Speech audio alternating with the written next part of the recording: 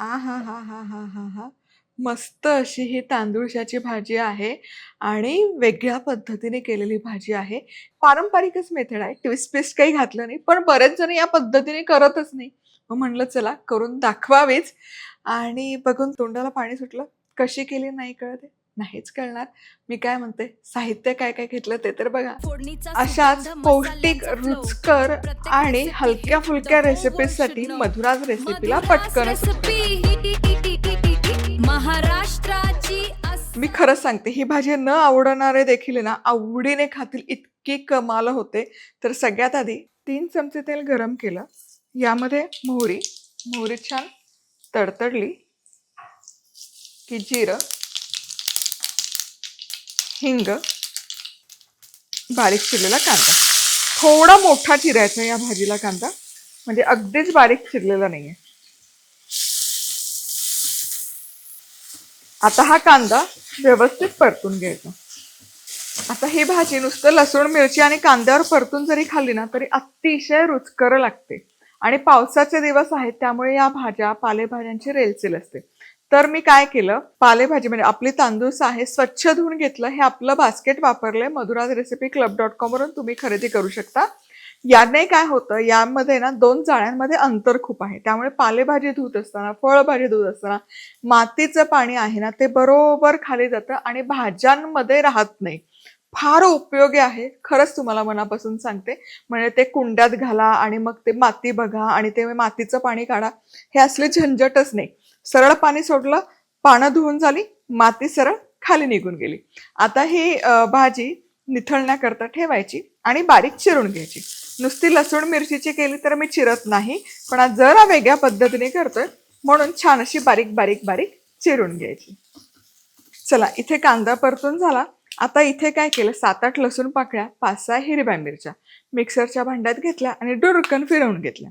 ठेचून घेतलं तरी काही हरकत नाही, पण हा ठेचा या भाजीमध्ये कमाल चव ऍड करतो. अजिबात स्किप करू नये. कांदा आहे ना असा ब्राऊन वगैरे करायची गरज नाही, हलका मऊ झाला पुरे आहे. आता यामध्ये कारण भाजीसोबत तर पुन्हा शिजलाच जातो कांदा. यामध्ये हा ठेचा आता हे मिसळूया.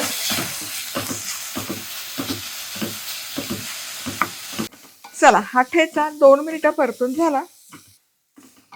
मस्त दिसते. आ हा हा आणि सुवास तर इतका कमाला दरवळतोय. आता यामध्ये चिरून घेतलेली तांदूळशाची भाजी पूर्ण एक जुडी घेतली मी, चांगली मिसळून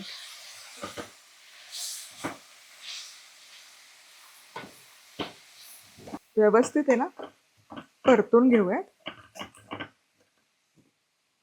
पालेभाजी कुठलीच झाकण ठेवून अजिबात शिजवायची नाही. याचं कारण तुम्हाला सांगते, यामध्ये असतात व्होलटाईल ऍसिड्स. झाकण ठेवलं तर ते ऍसिड्स निघत नाही आणि मग त्या पालेभाजीला रंग काळपट येतो. ते टाळायचं असेल तर भाजी झाकण न ठेवता शिजवायची.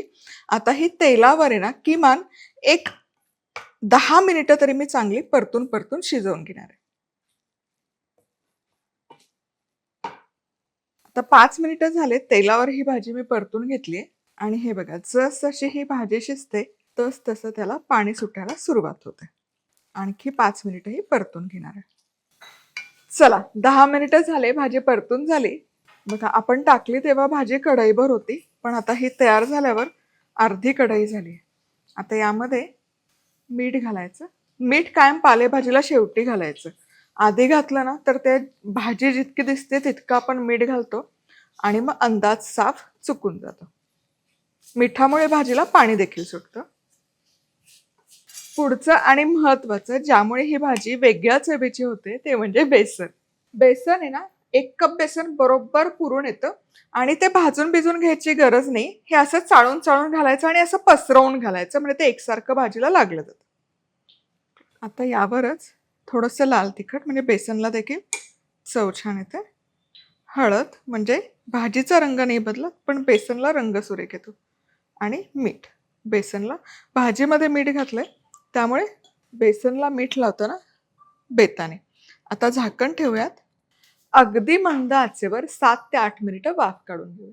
चला अगदी मंद आचेवर 10 मिनिटं हे शिजवून घेतलं. आ हा हा हा हा. बघा बेसन छान वाफवलं गेलंय. भाजीही अजिबात करपली नाहीये. आता हे बेसन चांगलं मिसळूयात. परफेक्ट. बेसनला अजिबात कच्ची चव राहत नाही तुम्हाला सांगते. आणि अतिशय चवीला रुचकर लागते. आता पुन्हा झाकण ठेवून अगदी 2-3 मिनिटं वाफ काढूया. बरोबर 5 मिनिटं वाफ काढली. वाह, मस्त खरपूस हे तांदूळसाची भाजी तयार आहे. बेसन लावून वा वा वा वा, काय दिसते बघा, बहारदार. म्हणजे ही पालेभाजी देखील इतकी रुचकर होऊ शकते, रानभाजी. तुम्ही ना करून बघाच. मस्त, कमाल. वा वा.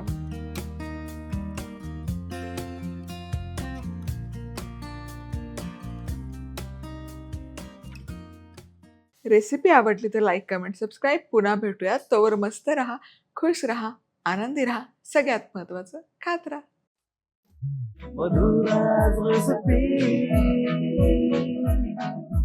मधुराज रेसिपी, महाराष्ट्राची अस्सल चव.